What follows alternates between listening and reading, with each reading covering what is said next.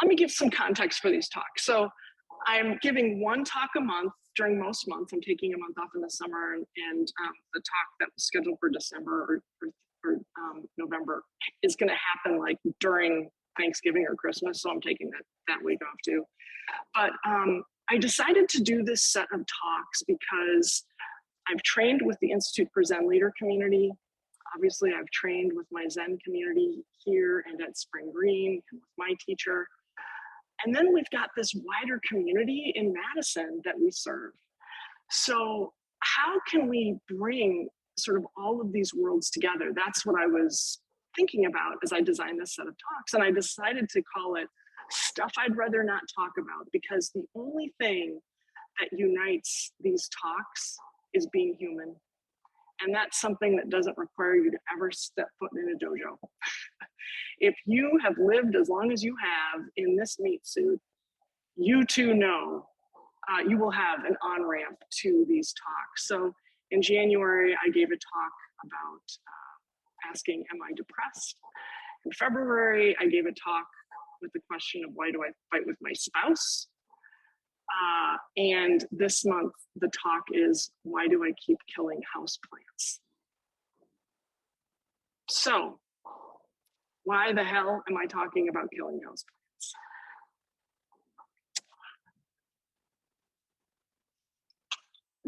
I don't know if, for those of you who are Zennies, if this has happened for you, but when I started studying Zen and I came out to people about it, I started getting a series of Zen themed gifts.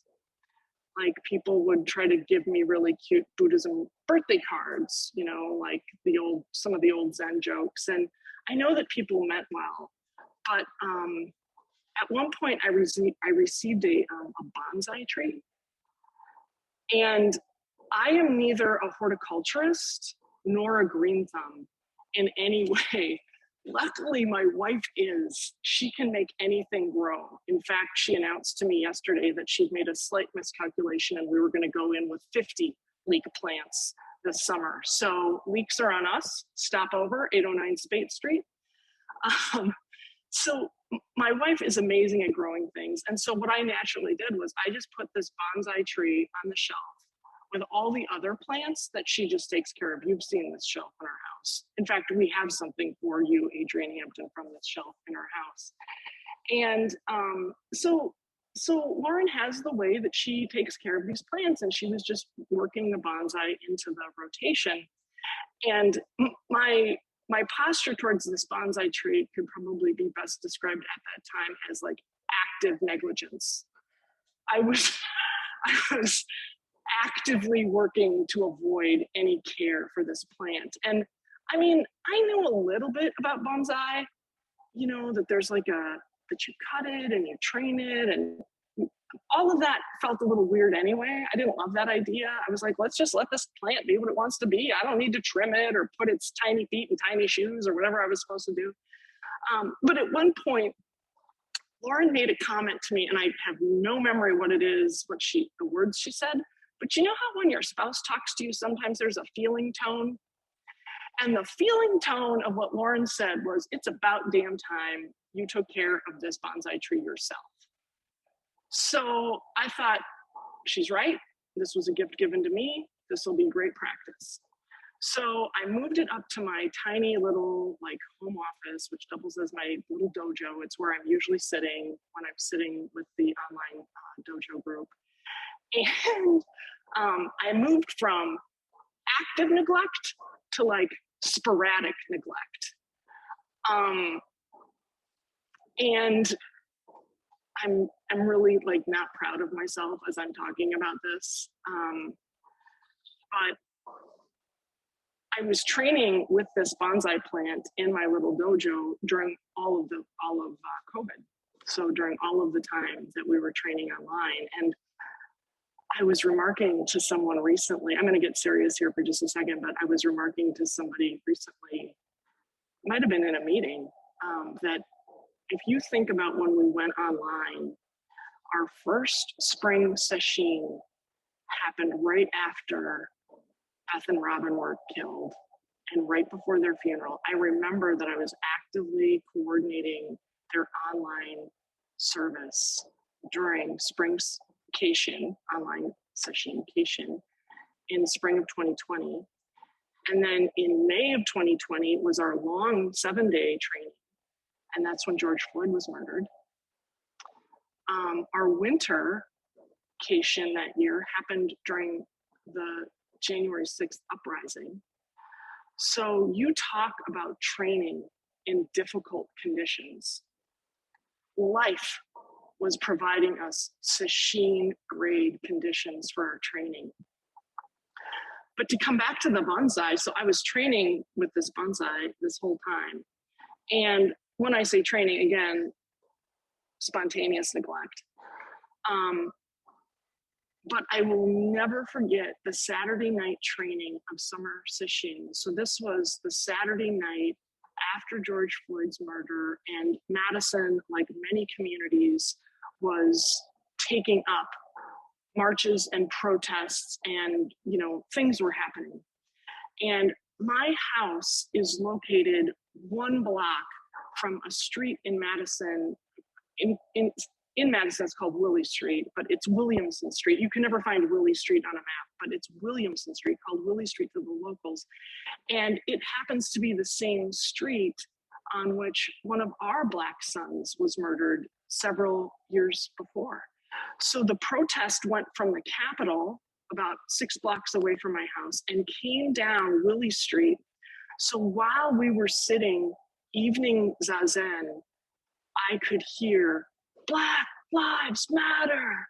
I mean, it was thundering through our house because it was springtime. We had all of the windows and doors open. And the intensity of bringing that to zazen, of bringing that to feel and hear, and could I match their breathing? Was there anything I could do with the intensity of my own sitting that I could be in solidarity with these people? And then I heard my bonsai plant scream, "I'm dying." And so from where I'm sitting, this bonsai plant would be right here. I mean, I was literally sitting with this bonsai plant. And at the break, I looked over and I was just filled with such shame. Because here I had been training with this gift and just neglecting it. It was so dry. It was in bad shape.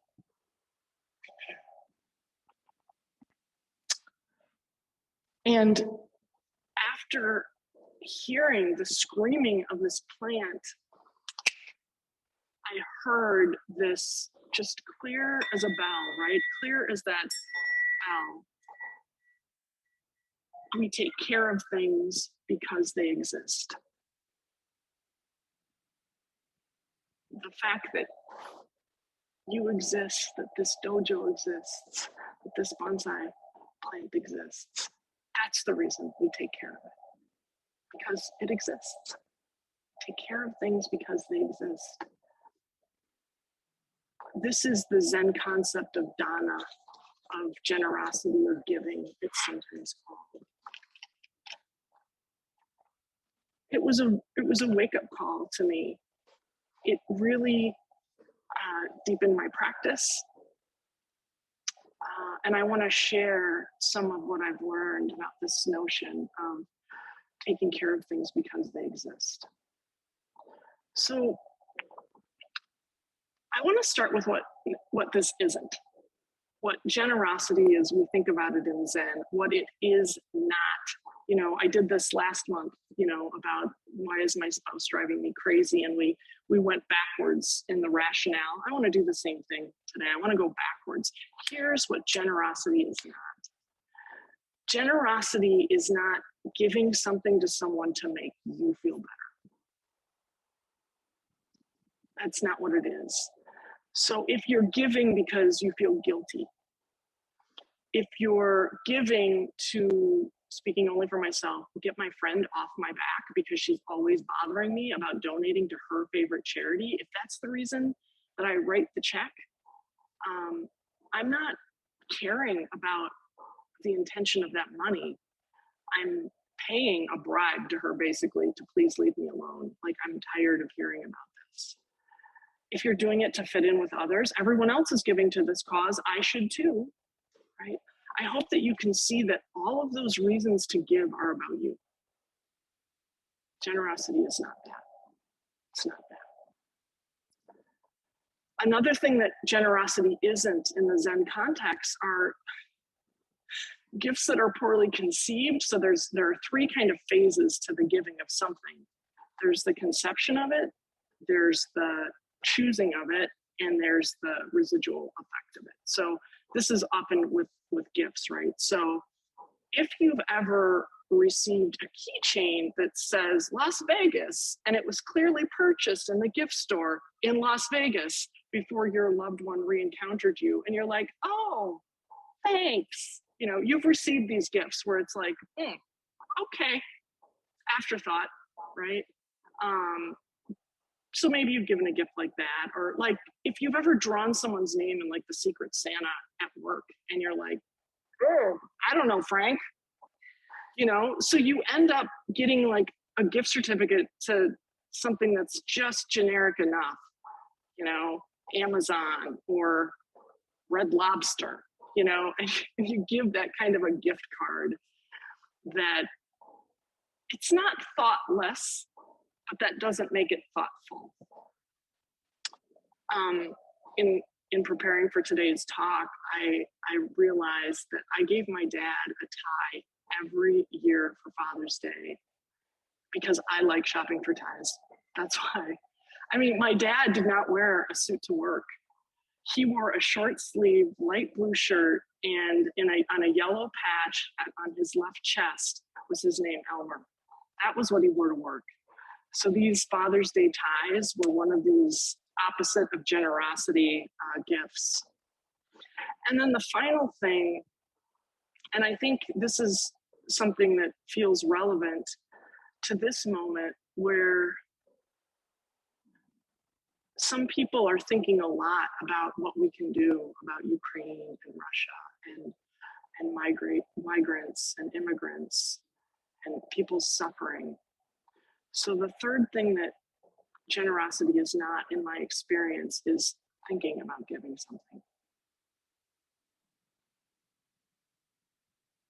So maybe I should help. Maybe I should help her. Maybe I should help. It's neither help for them, or is it help for you? This is like this weird mental egotistical thought loop.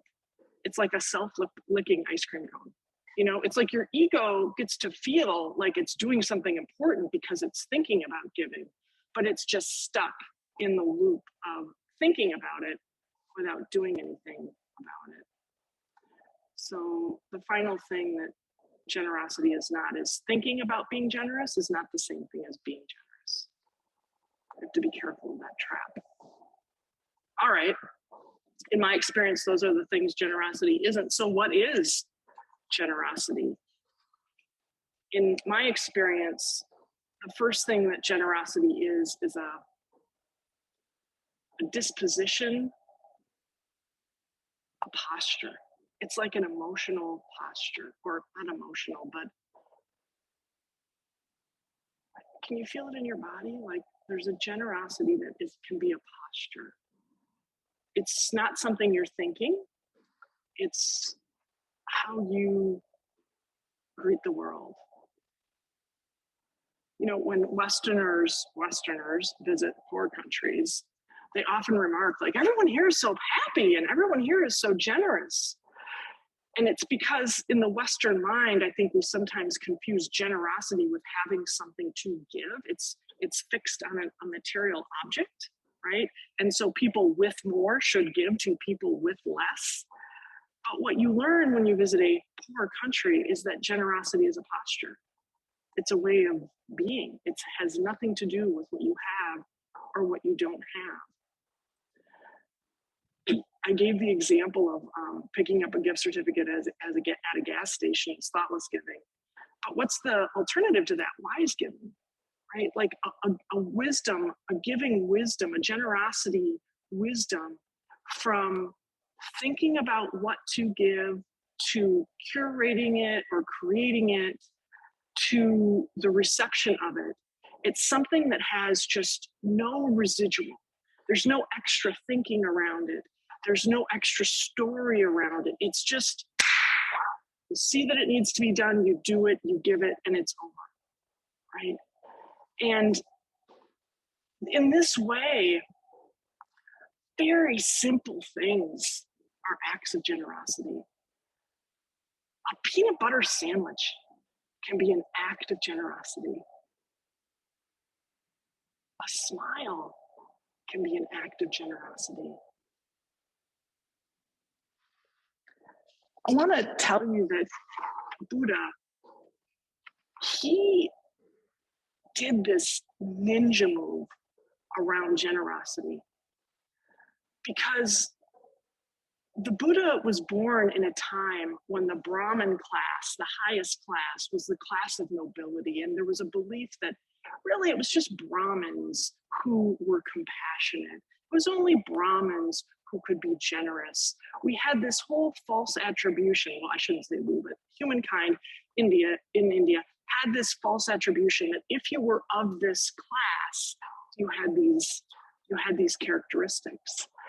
And what Buddha was able to do in one lifetime, his lifetime, was he was able for an entire country to transpose, if you were born in the Brahmin class, you have these characteristics. Two, every human has these characteristics, and this is our innate nobility.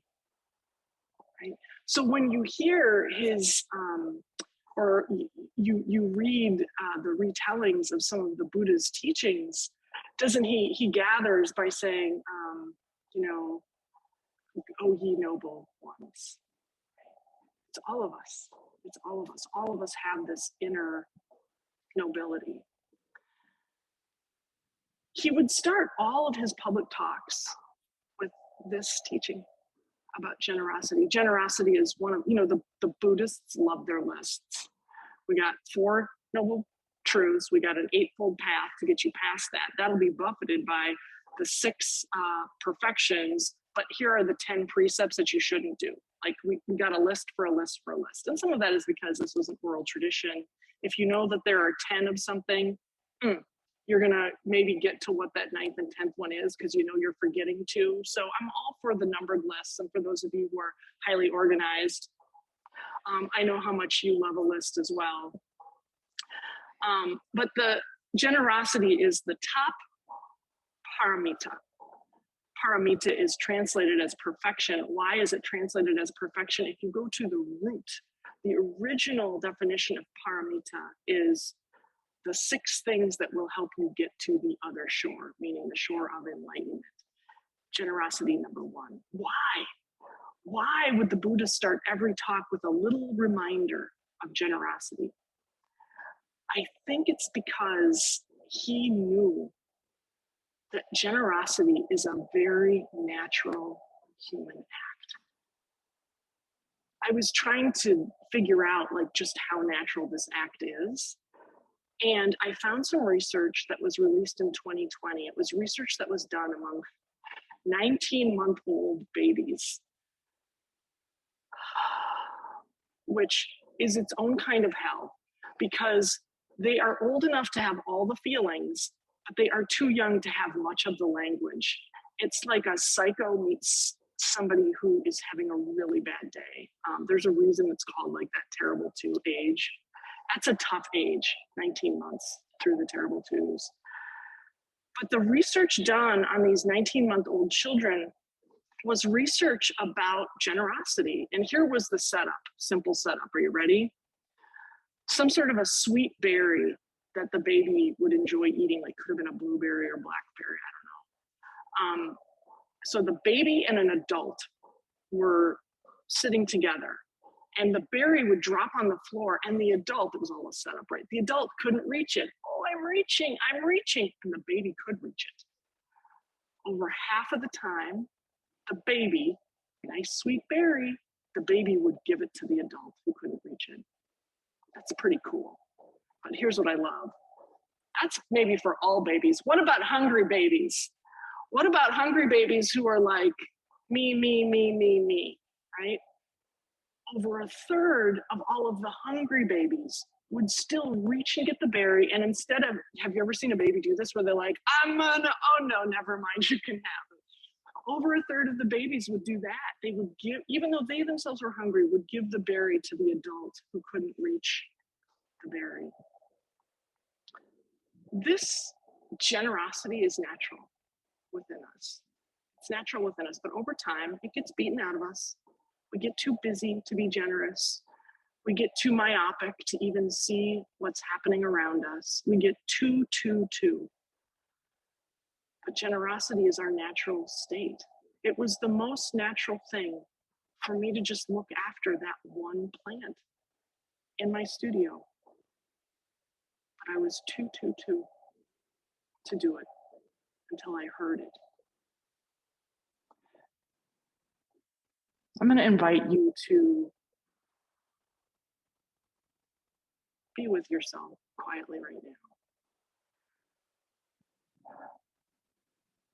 And I want you to just let your awareness come to your universe.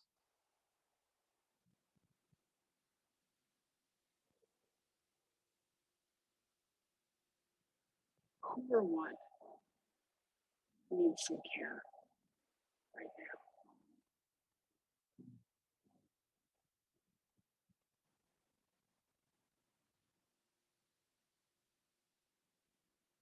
And how can we, with no residue, with just clean, clear energy, just do the thing? Do the thing that needs to be done.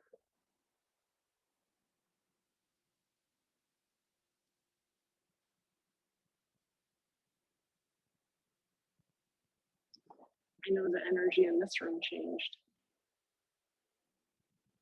And I bet for my Zoomies, something shifts for you as well. Now, let me talk about how Zen can help you in your practicing of generosity.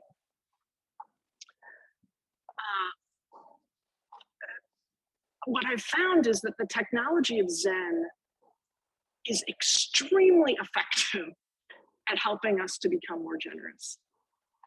Extremely helpful. And it starts at a level of kind of rules, I would say, some rules. And eventually those rules become habits, kind of like we're doing in the 90-day habit challenge right now. And then eventually those rules that become habits, and those habits just get metabolized into us so that we would help somebody in the same way that we would help ourselves. There's no separation, no division.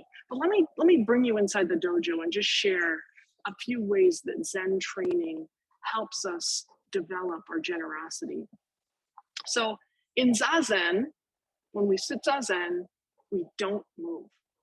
We don't move, right? And the instruction is that we don't move because if you can train your body not to move, it can train your mind to be still, right? I've heard Scobie Roshi say, it's like a leash for your mind. I love that. It is. It's like a leash for your mind. But we also don't move for each other.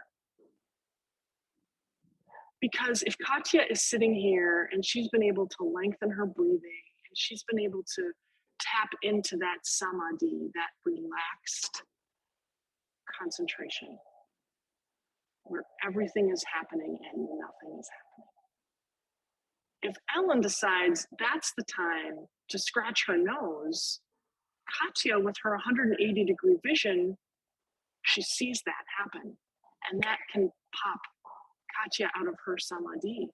So we don't move for ourselves and we don't move for others in the dojo. Not only does Katya see Ellen, but the person sitting across from Ellen on the other side of the dojo also has this experience of being disrupted in their own samadhi. So that simple instruction of don't move, or if you're falling asleep, wake up.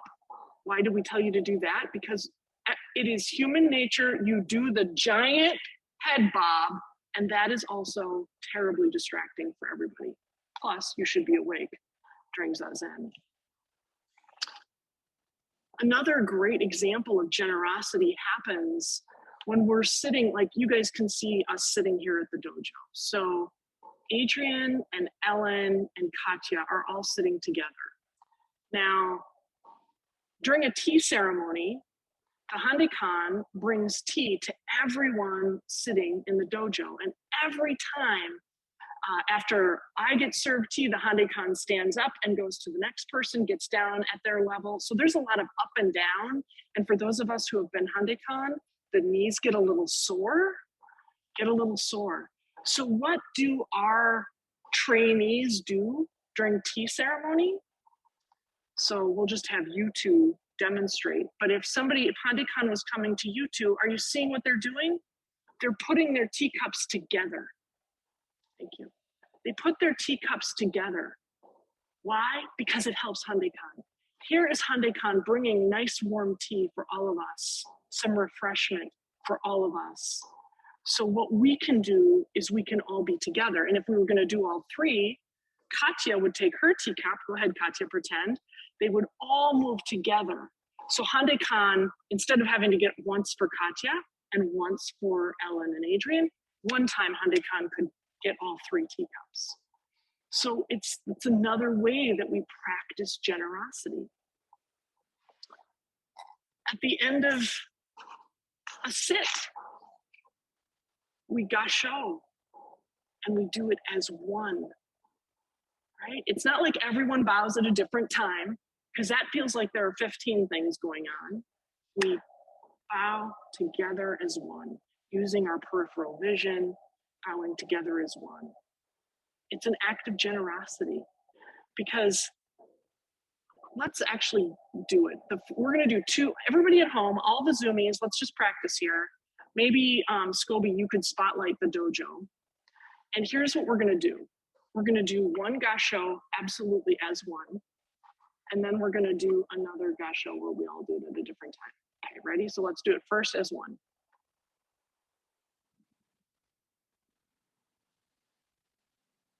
Okay, now reset. Everybody go on your own speed.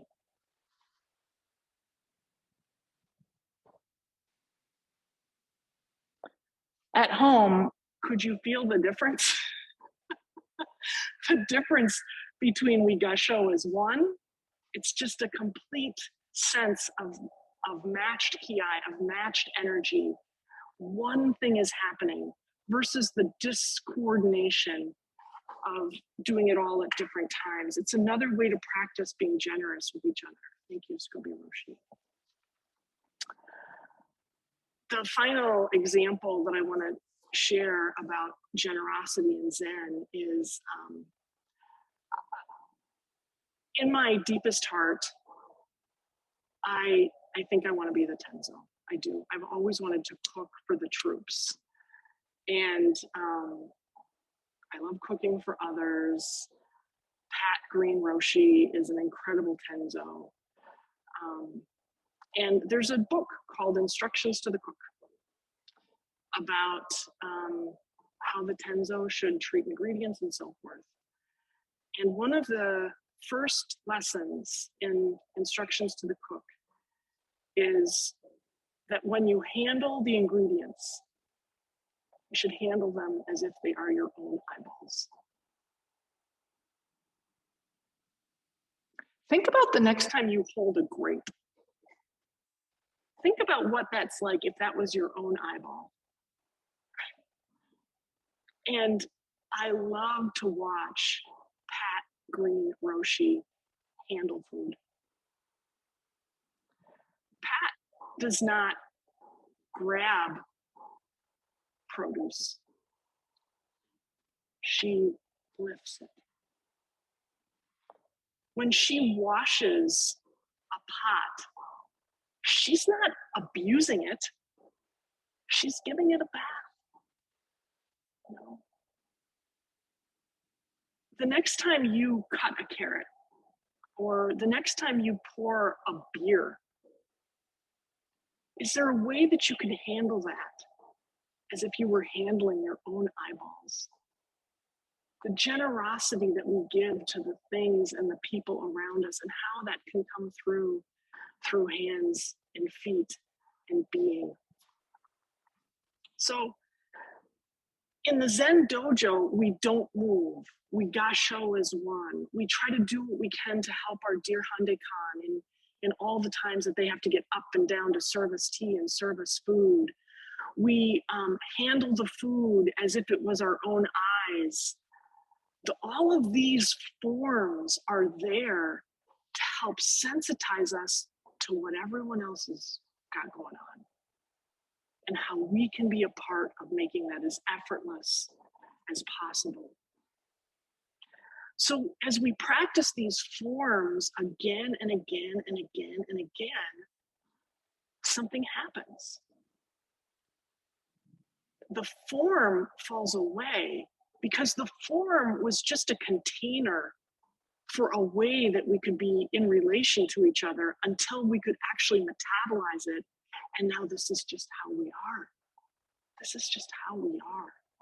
It's similar to me, like when you sit Zazen, when you are first sitting, I know for myself, when I was first sitting, I was like, remembering all the cues and to grow down and grow up and count and eyes 180 degrees. And it was like that checklist of crazy town, right? But after you do it a time and again, you start to, and frankly, with the help of Ellen and body work and somatics and TRE, I was able to find that my body wanted to do this. And as I did it more and more, it just became something that I did, something that my body did. Shouldn't say that I did, something that my body did. And now sitting feels absolutely natural. You know, and if you go away for a while and you come back, you're like, this is like getting back on a bicycle. And that's what form does in teaching us generosity. These forms, eventually they just become the way that we do things. And it's a way to practice this paramita. Now let me take this one step further. I want to show you some other examples of when it comes out of form and it comes into just the normal way of being. These examples are in no particular order. The first one comes from Gordon Green. Oh, there's my list of things to bring to the dojo. Extension cord, power strip, MacBook, and on she goes. But I also brought Gordon Green Roshi's book, Facing Suffering. And this is a story of his chaplaincy program. So he went through the chaplaincy program here at University of Wisconsin and Meriter, or just at Meriter. I don't know. Here in the health system in Madison, I know Meriter is mentioned in the book. So Gordon tells a story about embodied generosity. And I want to read the story to you, and I want you to listen for the embodied encounters, not the words, not the play-by-play thoughts that Gordon is giving, but listen for when he embodied something. Now, as a setup to this, I need to tell you about Ian. He's the main character in this story. Gordon writes, if there even is such a thing, Ian was no ordinary alcoholic drug user. His story was more extreme than most. At 15, he had in vain tried to resuscitate his mother after a drug overdose. Since his mother died, Ian had watched or participated in 3 more resuscitation efforts of people close to him. The 2 most recent had happened just this year. In April, he awoke to find his pregnant fiancée, Andrea, on her hands and knees, seemingly choking to death. The ambulance and emergency crew arrived 27 minutes later, but she was already dead. 2 weeks later, Ian found his older brother, Phil, unconscious on the floor, turning blue. Phil had been upset that his girlfriend had left him. Like their mother, Phil overdosed. Unlike their mother, Phil survived.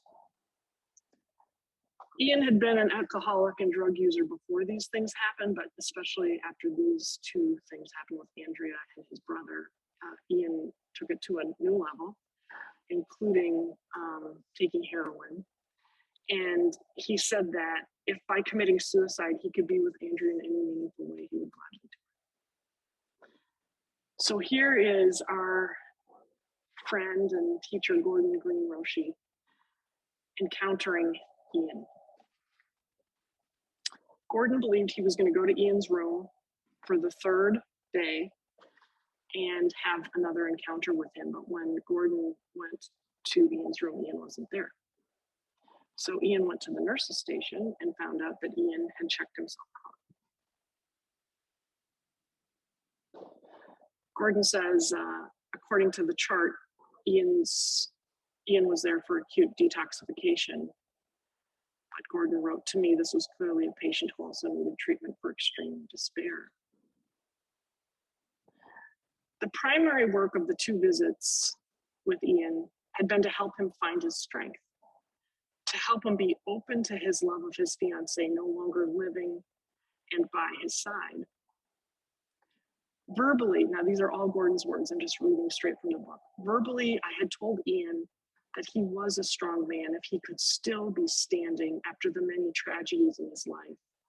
And verbally, I told him to make a place in his heart for his dead fiancée so she could keep returning there to feel his love and receive comfort. I had been speaking words to Ian about these things, but in a deeper fashion, I was doing all that I could physically to reinforce his strength. I watched some of that emerge over the course of our two conversations, seeing his face take on strength, seeing his body look less defeated. It was similar with the discussion of making a place in his heart for his dead fiancée. Non-verbally, I had to show him what this feeling is like, showing him how I have done this in my own body for people I have loved and lost.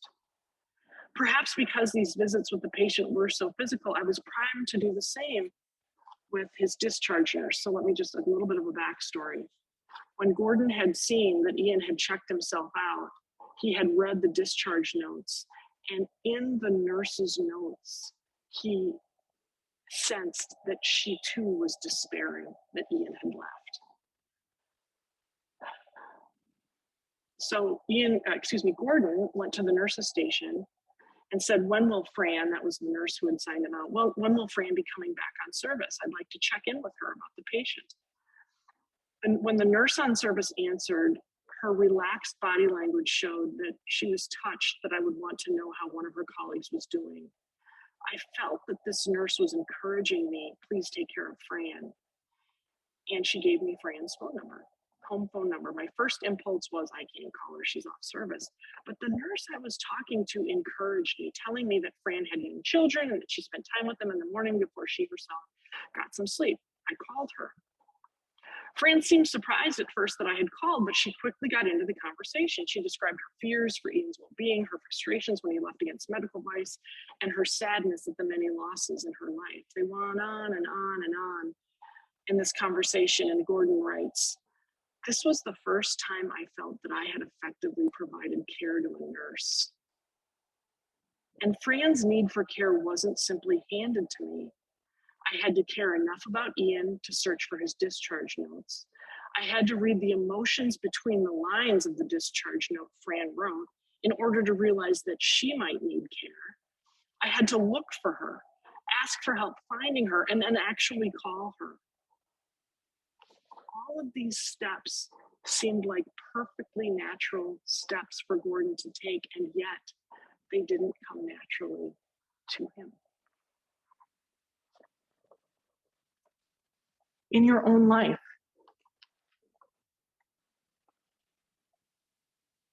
are you awake to the moments when there is an ask for help without a word being spoken? How do we do this? There's a classic Zen story about a student who's following behind their Zen teacher, walking on a path, and everyone is wearing those traditional bamboo slippers. And the student is so attuned to everything that's happening that the student in a second notices that the teacher's sandal is breaking, slips a new sandal onto the teacher's foot before the next footfall happens. That's extreme generosity. That's extreme generosity, but it points to the sensitivity that we can have to what's happening in the moment. I heard a story recently, a beautiful story about a Zen retreat where on retreat, one of the participants at the end of the retreat said, "This was the first time I felt safe." She said, "I didn't sleep with a door locked or with a light on or listening for danger. I actually felt safe." Sometimes helping someone feel safe is the most generous thing we can do. A couple of blocks from here, there's an intersection. This Zendo is one block from a very busy intersection on East Washington Avenue. And East Washington Avenue, where we are, is a 6-lane, 3 lanes going that way, three lanes leaving town, 3 lanes coming into town. It can be very busy, speeds can get very high. And the next stoplight after the stoplight that we're at is up near a McDonald's. And it's like there's a sort of a superstore on one side and there's a cash checking place on the other side. And there's a CVS and there's a lot going on in this little intersection. But I've seen people run through the lights on this intersection as well because it's, I don't know, some people are just being mindless or whatever. And I was stopped at that stoplight one day, and there was a man who started to cross the street in front of our 3 lanes of traffic, and I was in the farthest right-hand lane of traffic. He was starting to cross the lane of traffic when the light turned green for our 3 lanes. And as that was happening, he dropped all of his groceries in the crosswalk. And I undid my seatbelt. I flew out across the other 2 lanes of traffic and I started to help him. And others had also been paying attention. Nobody was honking at him. Nobody was starting to move forward. But my God, that was my first fear when I saw this happening as the light turned green. So I ran to him to help him gather up his belongings from his bag that had ripped. And just hoping that people wouldn't put more pressure on the situation by beeping or how people can scoot forward in their car, like they can't wait for you to be done with whatever's happening. So I helped this man, manage his belongings across the street. And no one ever honked. No one ever hurried him. But what this man said to me, it strikes me to this day. He said, "I paid for all these groceries." The life he was leading in that moment was that he thought someone was rushing up to him, not to help him cross 3 lanes of traffic, but to question whether those groceries were actually his or not. He taught me more in that moment than I anticipated. This one act of generosity, of trying to help this person who I was worried about, and it all just came back around, and it helped me to see the reality of his life that had nothing to do with the reality that I was experiencing. The final thing I want to note about Zen and generosity is that sometimes doing seemingly nothing is the very best act of generosity. I think of the times when friends have sat with me in silence. That's all they needed to do, just to be there. So these examples, from Gordon in hospice to the Inji replacing the bamboo slipper, to doing what you think is right in the moment, and learning a lesson, and to doing nothing. What I hope you're hearing is that there's not a roteness around this practice of generosity. It might start as a habit, it might start as a form, but eventually with more and more practice, it just becomes your sensitivity to what needs to happen in the moment, and you do it. Be sensitive to what needs to happen in the moment, and you do it. So let's take any questions or discussion topics that you may want to share. So what I'm going to invite us into, wherever you are, can you just embody the shape of true generosity? Embody the shape of true generosity wherever you are right now. Can you go into that shape?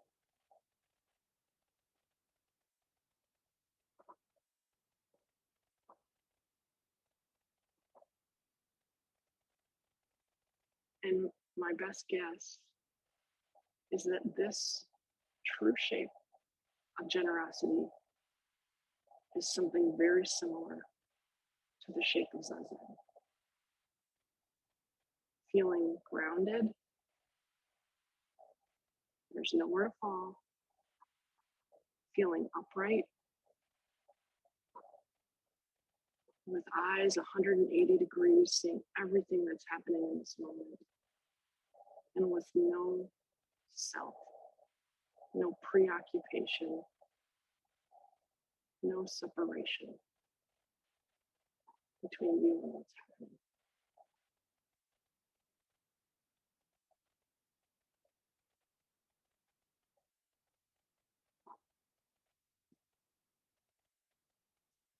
I want to thank each of you for the sincerity of your practice. It strengthens all of us. It itself is an act of generosity, your sincere practice. My talk next month is going to build on this sort of introduction to generosity. You don't have to have attended this month to attend next month, but it will help that you were here today to come next month, the last Sunday of the month. It'll once again be here at Daiko Zenji on East Mifflin Street and in the Zen Cloud Dojo. I hope that you will consider attending further events. We have a full schedule. If you go to choseizen.org and you look at our schedule, you're welcome to anything that's open to the public, and even more if you're studying seriously in Zen or training with us. And if you would like to give your support, you can support online. There's also here at Daiko Zenji a small donation box at the entryway. So with that, why don't we practice our Gassho?